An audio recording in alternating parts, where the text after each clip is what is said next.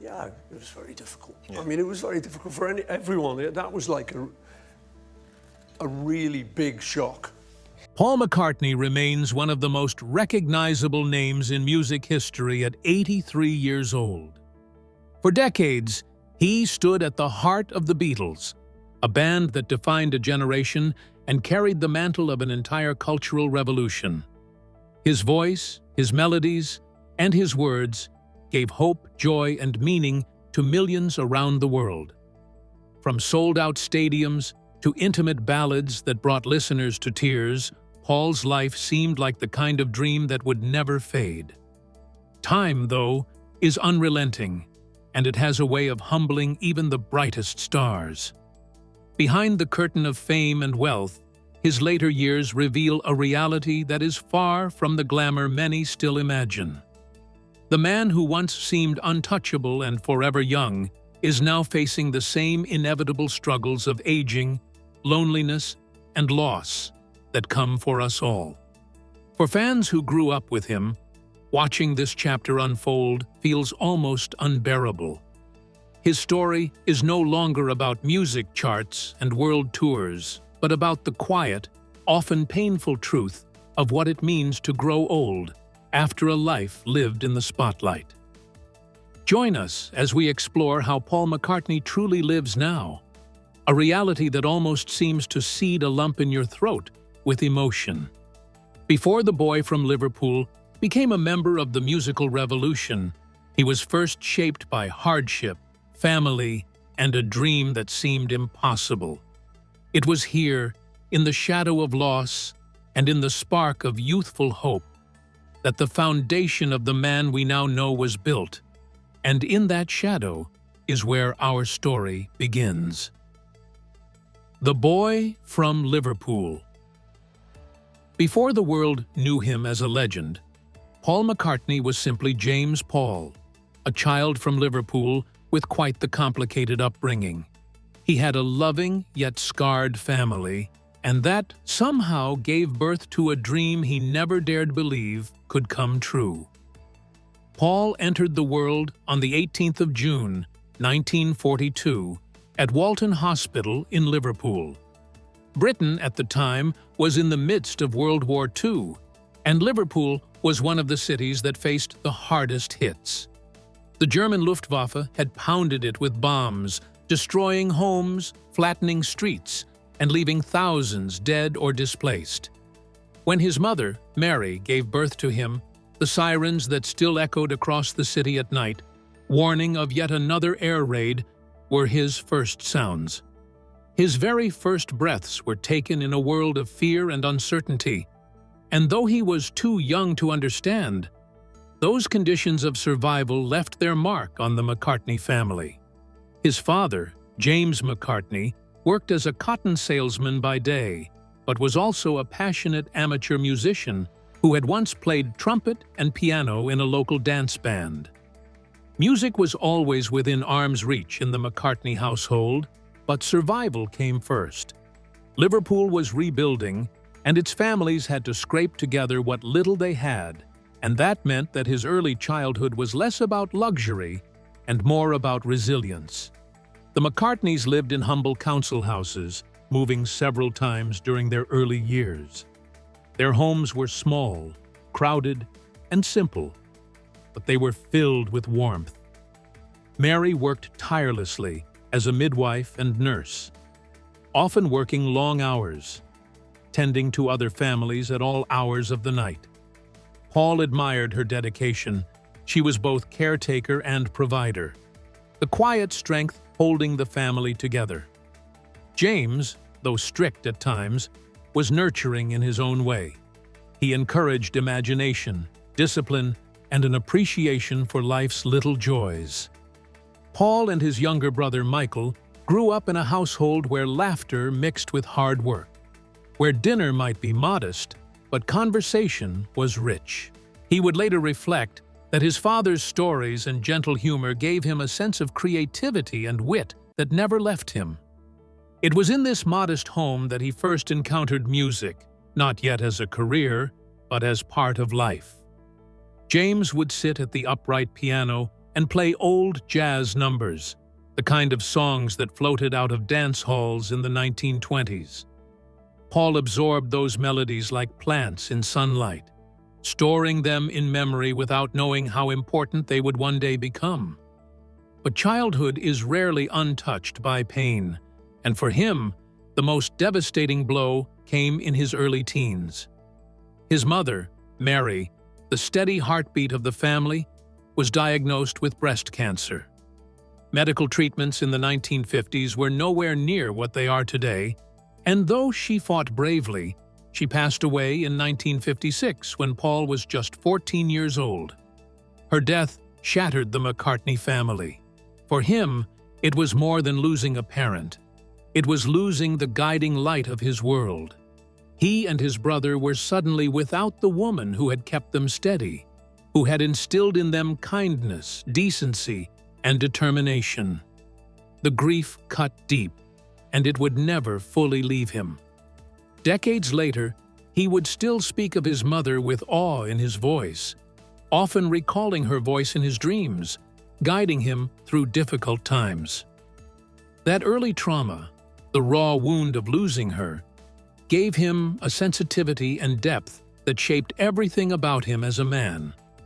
Behind the charm, the wit, and the musical genius, there was always a trace of the boy who had once been broken by loss. Meanwhile, Liverpool in the 40s and 50s was not an easy place to grow up. It was a city of dock workers, tradesmen, and working-class families bound together by hardship and community spirit. The bombings of the war had left scars everywhere you looked.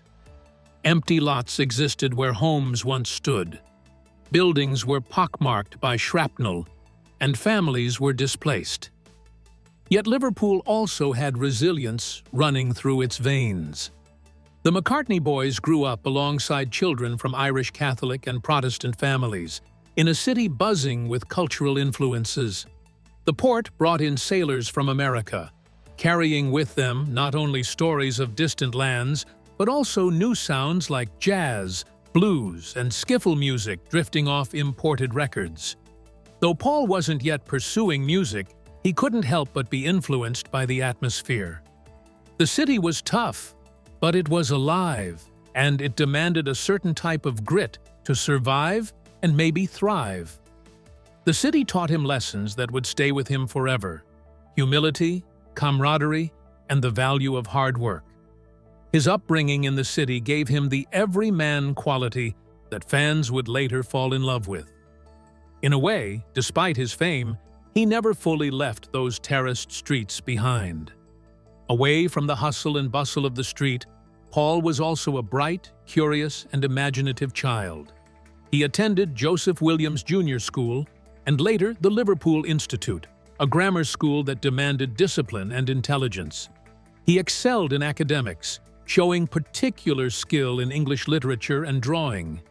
Teachers often praised his ability to tell stories, to paint pictures with words even at a young age, something he has proven even in his old age. Though shy at times, Paul had a sharp wit that made him popular with classmates. He enjoyed making people laugh, crafting little skits or jokes, a trait he carried well into adulthood. But he also had a reflective side, often keeping to himself, especially after his mother's passing. Writing and drawing became ways for him to process the world, small escapes into imagination when reality felt too heavy. His father, recognizing his son's potential, encouraged him to learn piano, though Paul initially resisted formal lessons. Instead, he preferred to experiment on his own, teaching himself chords by ear. Creativity, for him, was never about strict rules. It was about freedom, exploration, and following instinct. By the time Paul reached his mid-teens, his personality was already taking shape. He was charismatic but grounded, confident yet sensitive.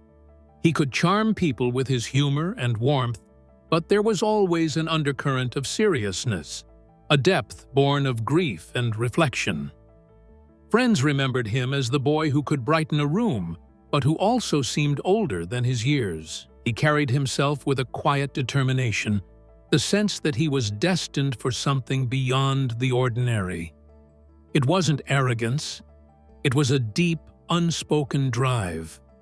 The kind of fire that only comes from someone who has faced loss and decided to keep moving forward anyway. That fire propelled him into a life that would not only shape modern music, but redefine what it means to live as an artist, husband, father, and human being. The making of a legend. In the early 1960s, Paul, John Lennon, George Harrison, and Ringo Starr would come together to form the Beatles. When Paul McCartney stepped onto the stage with the Beatles, the world was not prepared for the revolution that was about to unfold, and neither, in truth, were the four young men from Liverpool who would change the very fabric of popular culture. Paul, with his melodic instincts and natural showmanship, quickly became the heart of the group's sound and energy. Alongside John Lennon, he formed one of the most prolific songwriting partnerships in history, crafting songs that would become generational anthems like Love Me Do, I Want to Hold Your Hand, Yesterday, Hey Jude, each one capturing a different shade of human experience, from youthful longing to mature reflection. With George Harrison's quiet brilliance and Ringo Starr's steady rhythm anchoring them, the Beatles evolved from a scrappy rock and roll band playing clubs in Hamburg and Liverpool to a phenomenon so vast that the term Beatlemania had to be invented to describe it. Paul thrived in this chaos, for he was both the charming frontman who could melt hearts with a smile and the relentless perfectionist in the studio, pushing the group toward ever greater musical heights. He had an ear for melody and arrangement that made even their most experimental work accessible, helping transform albums like Sgt. Pepper's Lonely Hearts Club Band. Pepper's Lonely Hearts Club Band and Abbey Road into masterpieces that redefined what popular music could be. Yet behind the success, the intensity of fame was both a blessing and a burden. Crowds screamed so loudly that the band could hardly hear themselves play, and the pressure to constantly innovate tested even his boundless energy. Within the group, tensions slowly grew between artistic visions, personalities, and the simple strain of four young men living under a microscope. He often acted as the glue, trying to hold the band together as others drifted apart. But the very qualities that drove him, his ambition, his discipline, his refusal to settle for less than greatness, sometimes created friction. Still, for nearly a decade, the Beatles created a body of work that remains unmatched in its breadth and influence, and he was at the center of it all, writing, singing, experimenting, and reinventing himself with each album. To watch him on stage during those years was to witness a man in his element, radiating joy as he played bass or piano, locking eyes with John in moments of unspoken collaboration, or leading stadiums in song with the effortless grace of someone born to perform. For him, the Beatles were not just a career, they were family, a brotherhood forged in music, laughter, exhaustion, and occasional heartbreak. When the band finally broke apart in 1970, it marked the end of an era, but it also cemented Paul's legacy. He had helped steer the greatest band in history through its most creative years, and though the breakup was painful, the songs they left behind ensured that the Beatles would never truly end. Still, in his life, the Beatles weren't the only partnership to fail. Even in his relationship, he had his struggles. Struggles of love, marriage, and family. If Paul's music gave him immortality, it was his relationships that gave him meaning. His marriage to Linda Eastman in 1969 was more than a union. It was a creative partnership.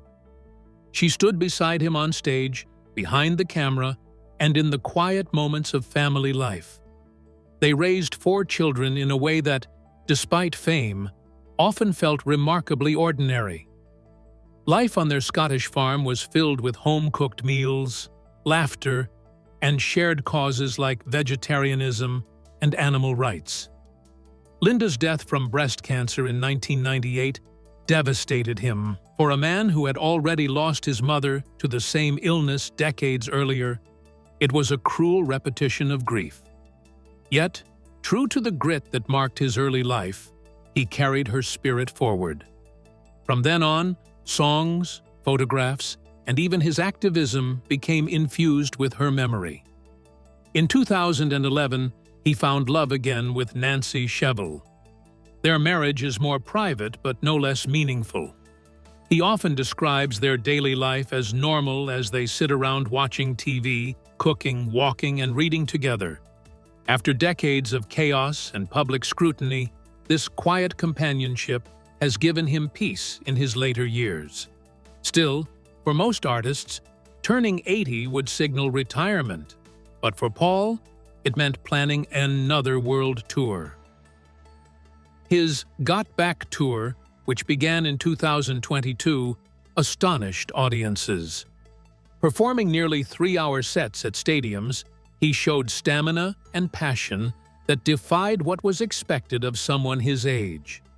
Fans were reminded that while he may be in his 9th decade, his music and the energy it carries remain timeless. Now, at 83, he is preparing to take Got Back on the road again in late 2025, with shows planned in Las Vegas, Nashville, Palm Springs, and beyond.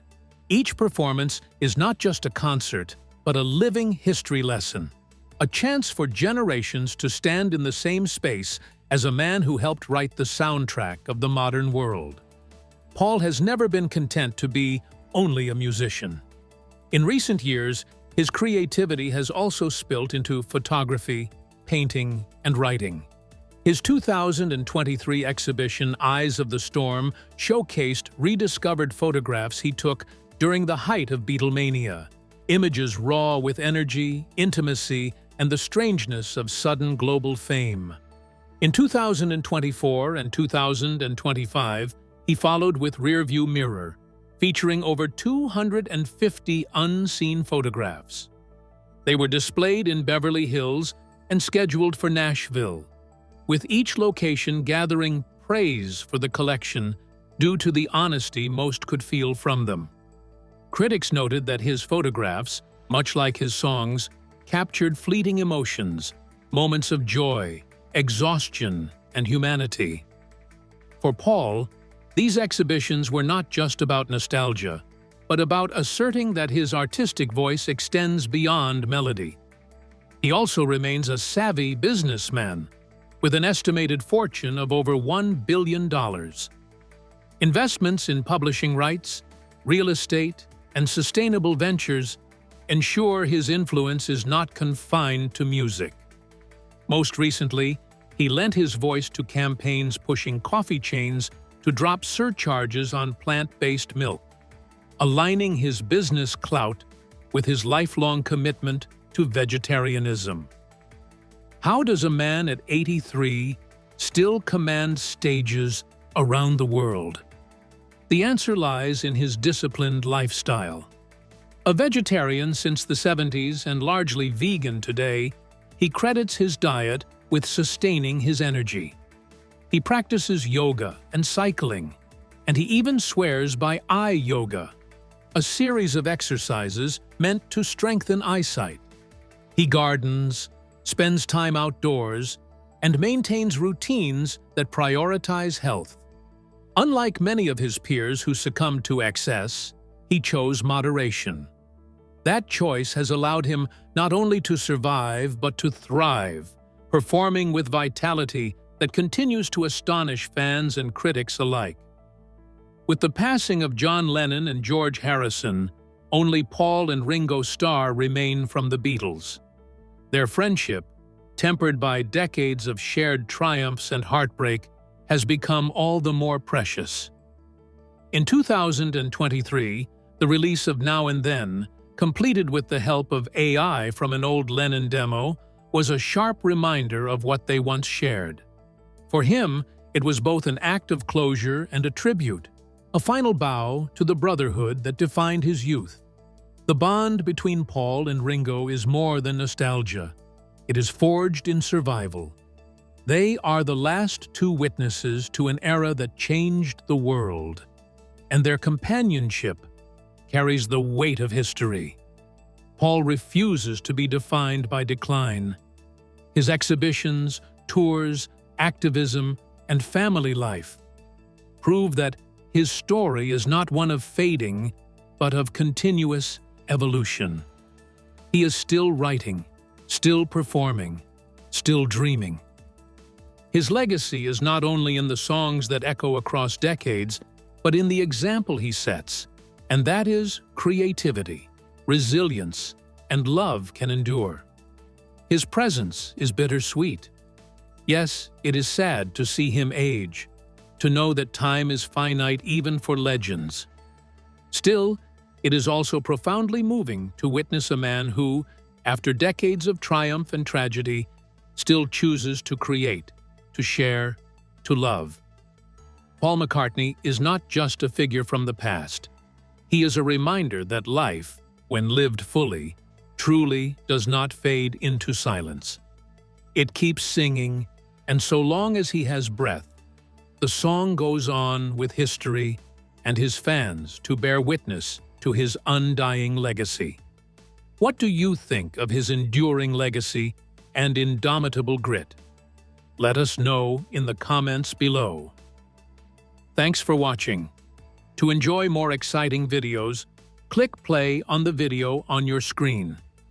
And don't forget to like, subscribe, and hit the bell so you get notified when a new video is released.